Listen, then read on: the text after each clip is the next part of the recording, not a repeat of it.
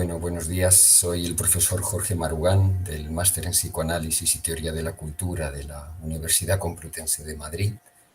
El cometido de estos vídeos que os presentamos los profesores del máster es para poder iniciaros, sobre todo pensando en alumnos y cualquier persona que se quiera acercar al psicoanálisis, que no tenga una gran formación previa en él, y desarrollaremos conceptos que consideramos fundamentales para el psicoanálisis y que luego, por supuesto, iremos desarrollando en las clases. Hoy, en este ratito, os voy a presentar el concepto de transferencia. La transferencia en psicoanálisis es un concepto fundamental, sobre todo en la intervención clínica. Define y determina cómo se produce la intervención clínica en un psicoanálisis y la posición, vamos a decir, ética del psicoanalista. Freud descubre la influencia de este fenómeno de la transferencia de forma totalmente inesperada para él, ¿no? y sorprendente. Habla de este concepto, de este fenómeno que se produce en la cura por primera vez en estudios sobre la histeria. Es un texto donde refleja el historial de diferentes pacientes que trata, casi prepsicoanalítico, lo publica en el año 1895, con su colega y mentor, Joseph Breuer, y ahí se topa ya de entrada con esta cuestión. Os voy a ir leyendo algunos párrafos que me parecen más significativos de cómo el propio Freud define este concepto tan fundamental con el que se topa y que luego tiene que ir teorizando, desarrollando y abordando a lo largo de su obra. En Estudios sobre la histeria de 1895 voy a leer de la edición de las obras completas de Freud, de la edición de Amor Ortu. Este texto está en el tomo 2 de dicha edición y lo que leo es de la página 306 del tomo 2.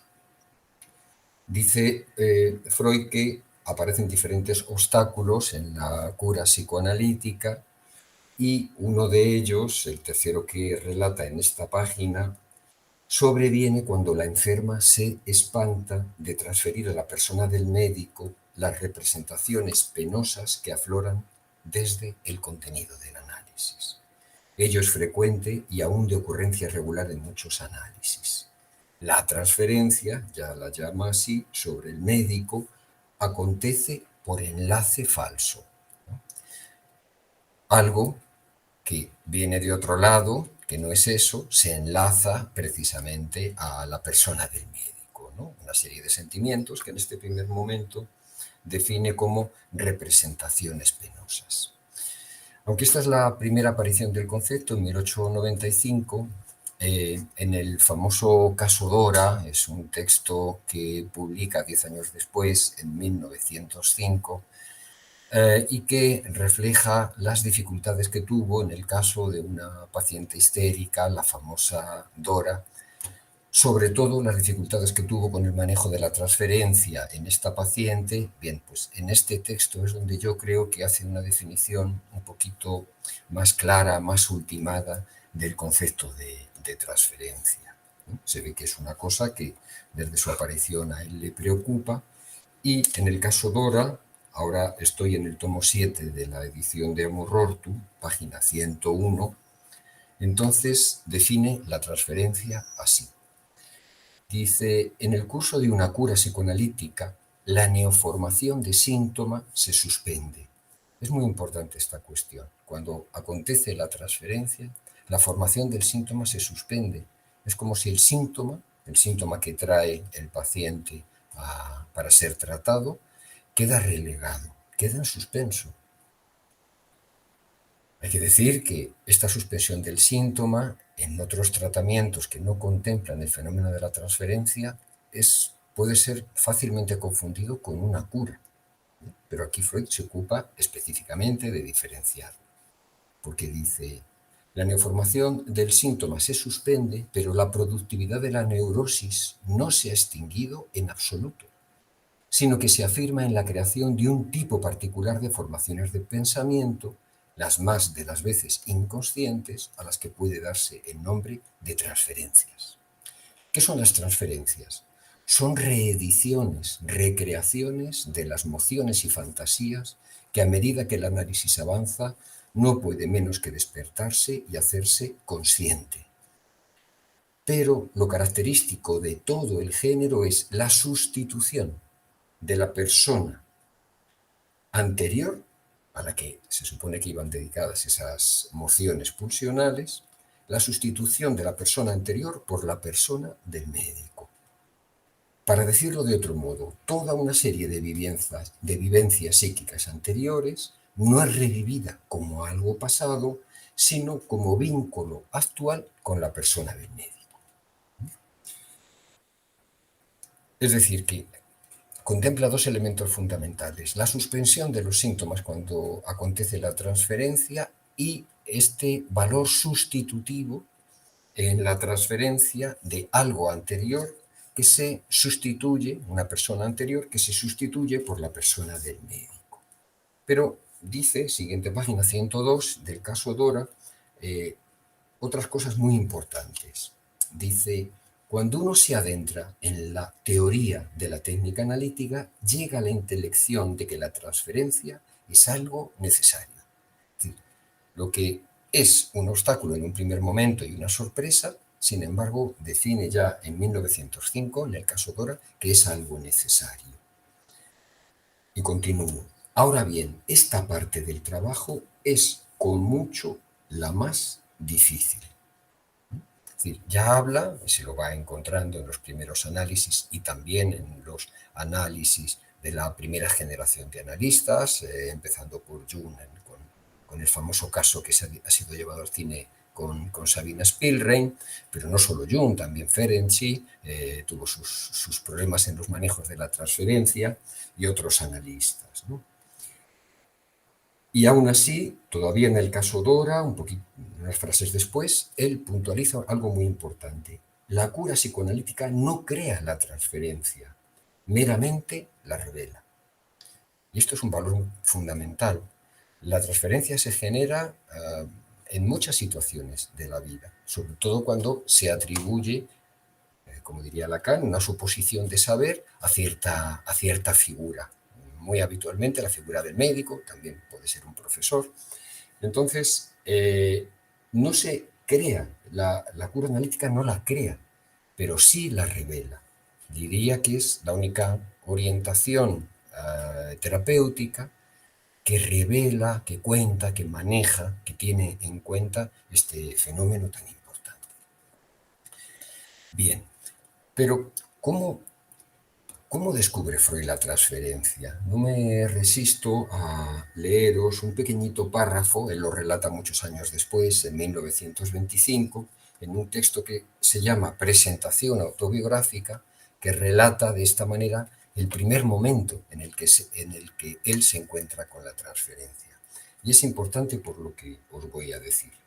Lo relata así, página 26, tomo 20 de la edición de Morro. Me encontraba con una de mis pacientes más dóciles, en quien la hipnosis, estamos hablando de pacientes que Freud trataba a través de la hipnosis antes de encontrarse con el método de la asociación libre, seguramente esta paciente la trataría alrededor de 1890, aunque no viene la fecha. Una de mis pacientes más dóciles en quien la hipnosis había posibilitado notabilísimos artilugios. Y hete aquí que al despertar me echó los brazos al cuello.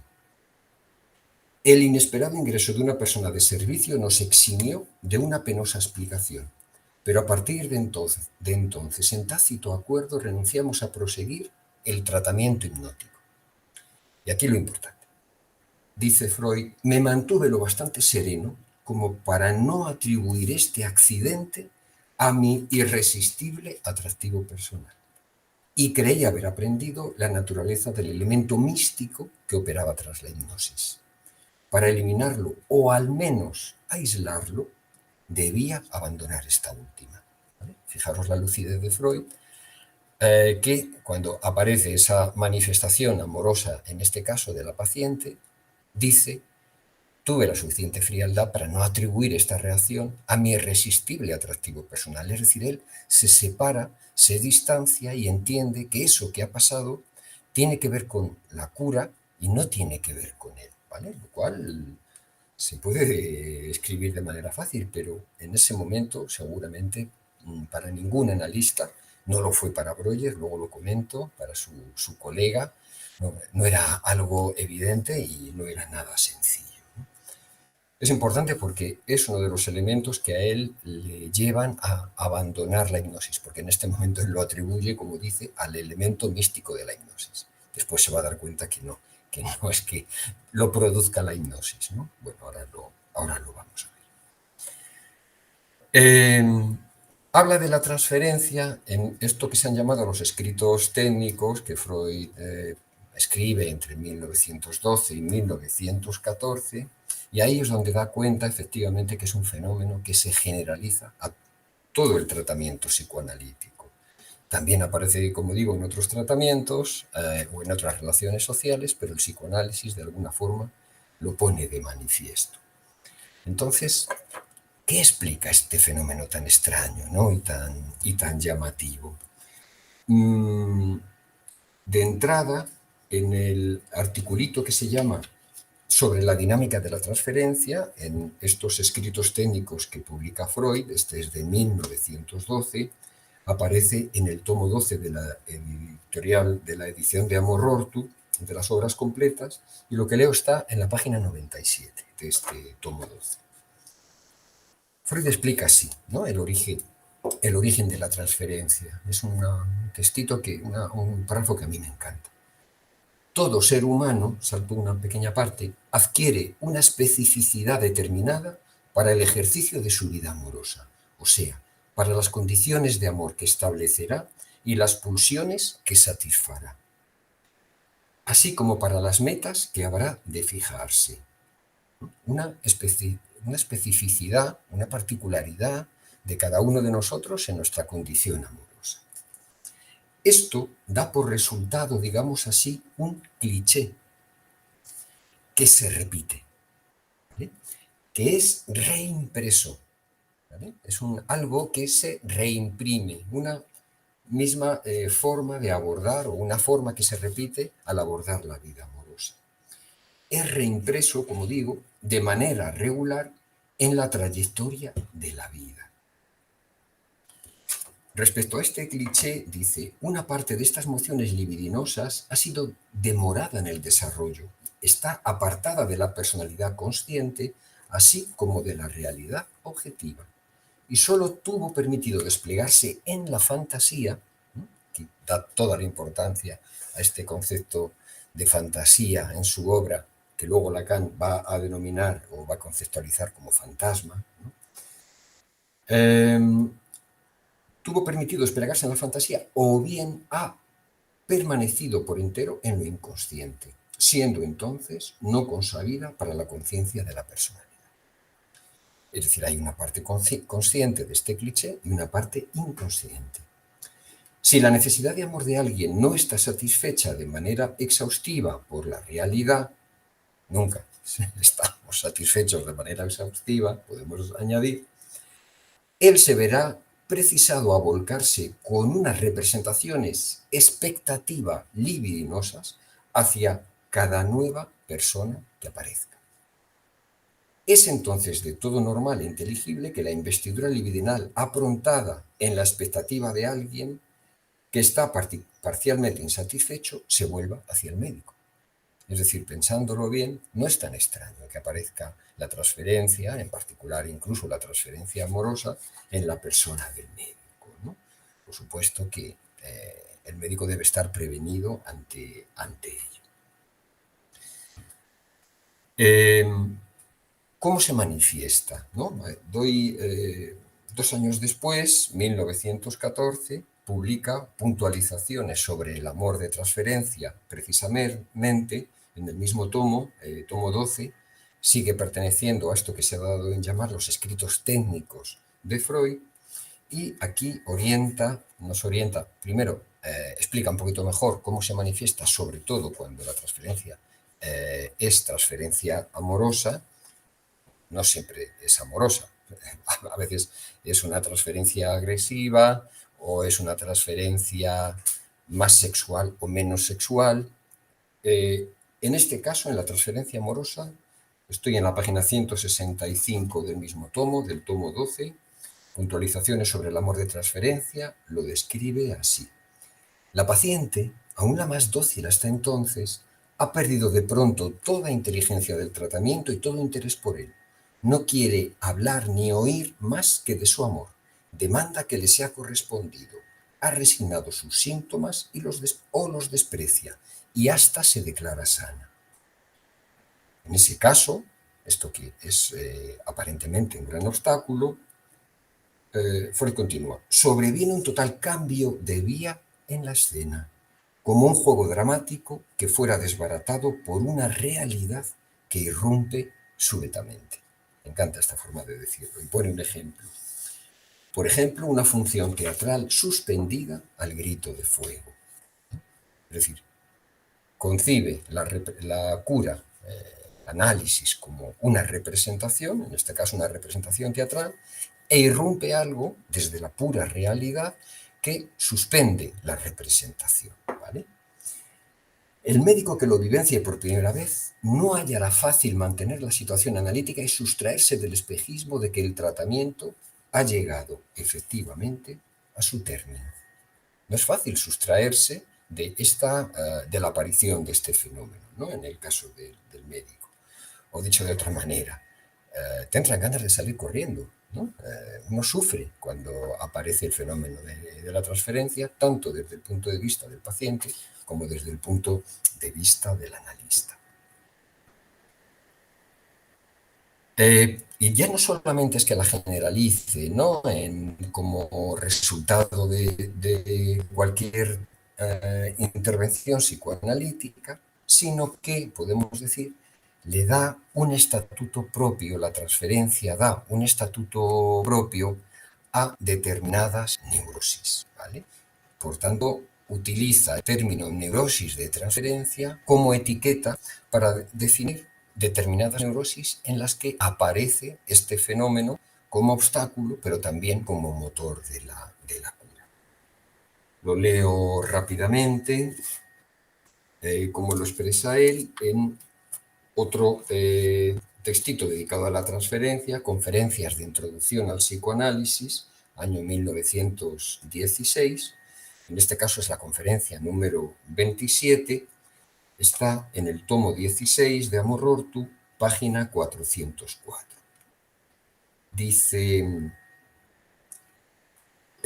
bueno, primero algo muy importante, y es que especifica que cuando se establece la transferencia hay una neurosis nueva. Bueno, lo explica él así. Dice, no es incorrecto decir que ya no se está tratando con la enfermedad anterior del paciente, sino con una neurosis recién creada y recreada que sustituye a la primera. Una neurosis sustituye a otra.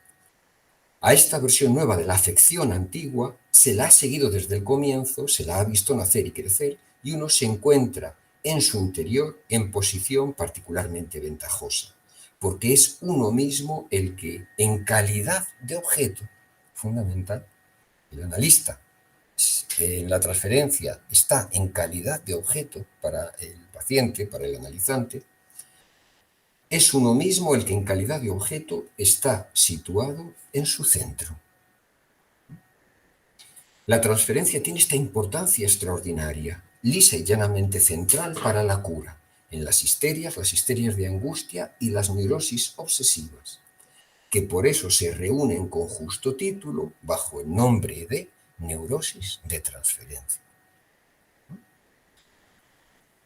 El analista se coloca como objeto, su lugar una vez que acontece la transferencia, que se pasa de la neurosis anterior a la neurosis de transferencia como neurosis nueva, generada artificialmente en el curso de la cura para poder intervenir así en ella, determina un campo que Freud va a llamar neurosis de transferencia, histerias, histerias de angustia y neurosis obsesivas. Bien, ¿qué dice? Ya casi terminamos, pero bueno, unas palabras respecto a qué se refiere, cómo piensa Freud el abordaje de la transferencia. Da algunas indicaciones, vuelvo a este textito de puntualizaciones sobre el amor de transferencia, en el que dice lo siguiente, ¿no? ¿Cómo actuar cuando aparece la transferencia? Dice, estoy ahora en la página 168, he vuelto al tomo 12 de la edición de Amor. Ya he dejado colegir que la técnica analítica impone el mandamiento de denegar a la paciente menesterosa de amor la satisfacción apetecida. Es decir, primera regla ética, ¿no?, donde se asienta la ética del análisis, es la regla de la abstinencia. Obviamente, no se satisface la demanda de amor del paciente. Solo que con ello, salto esta frase para ir a lo que nos interesa más. Lo que yo quiero es postular este principio. Hay que dejar subsistir en el enfermo necesidad y añoranza como unas fuerzas pulsionantes del trabajo y la alteración y guardarse, necesidad y añoranza como fuerzas pulsionales del trabajo y la alteración, o sea, y el cambio, ¿no?, el cambio que se pretende, y guardarse de apaciguarlas mediante subrogados. Voy a la página 169. Consentir la apetencia amorosa de la paciente es tan funesto para el análisis como sofocarla. Es decir, ni consentirla, regla principio de abstinencia, pero tampoco sofocarla, para poder trabajar con ella, para poder utilizarla. El camino del analista es diverso, uno para el cual la vida real no ofrece modelos. Uno debe guardarse de desviar la transferencia amorosa, de ahuyentarla o de disgustar de ella a la paciente, y con igual firmeza uno se abstendrá de corresponderle. Uno retiene la transferencia de amor, pero la trata como algo no real, como una situación por la que se atraviesa en la cura, que deberá ser, aquí es donde aparece la orientación técnica, deberá ser reorientada hacia sus orígenes inconscientes y ayudará a llevar a la conciencia lo más escondido de la vida amorosa de la enferma para así gobernarlo. Es decir, como mucho, lo primero, no sofocarla, no satisfacerla, evidentemente, no sofocarla en segundo lugar, es decir, soportarla, sostenerla, algo difícil, fácil decirlo, difícil hacerlo, y después, en todo caso, reorientarla hacia sus orígenes inconscientes, lo cual no es tan sencillo, porque a veces no están nada claros esos orígenes inconscientes. En cualquier caso, se puede intentar conectar, ¿vale? Llevar, si antes había hablado de un falso enlace, enlazar con los orígenes supuestamente verdaderos o más auténticos de esto que aparece en la transferencia, ¿no? Esas mociones pulsionales que se ponen de manifiesto en la transferencia. Bueno, hasta aquí creo que ha servido para introducir el concepto, para llevaros a los textos donde me parece que Freud habla un poquito más claramente del fenómeno, que lo hace en diferentes momentos de su obra.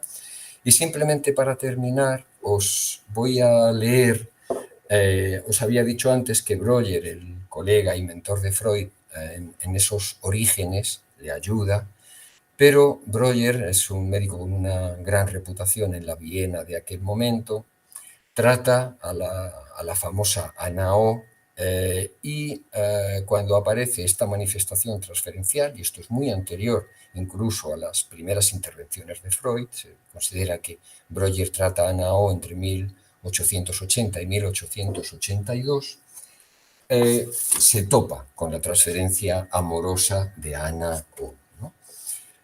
Y, bueno, vamos a decir que huye, ¿no? Huye despavorido, sale corriendo, Y según el biógrafo de Freud, que se llama Breger, en el texto Freud, el genio y sus sombras, tiempo después, Breuer comentó este asunto de lo que pasó con Anao de la siguiente manera. Aprendí muchas cosas valiosas desde el punto de vista científico, pero también que es imposible para un médico tratar un caso así sin que su práctica profesional y su vida privada resulten totalmente arruinadas. En ese momento juré no someterme nunca más a una prueba tan dura.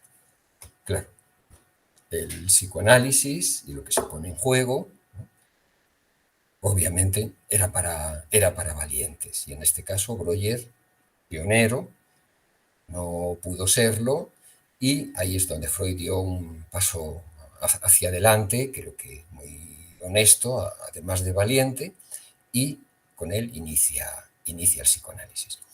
Bueno, espero veros en las clases. En cualquier caso, a todos y todas, espero que os haya servido esta introducción a un término tan apasionante como es en general para muchos, espero que cada día para más, apasionante el propio psicoanálisis.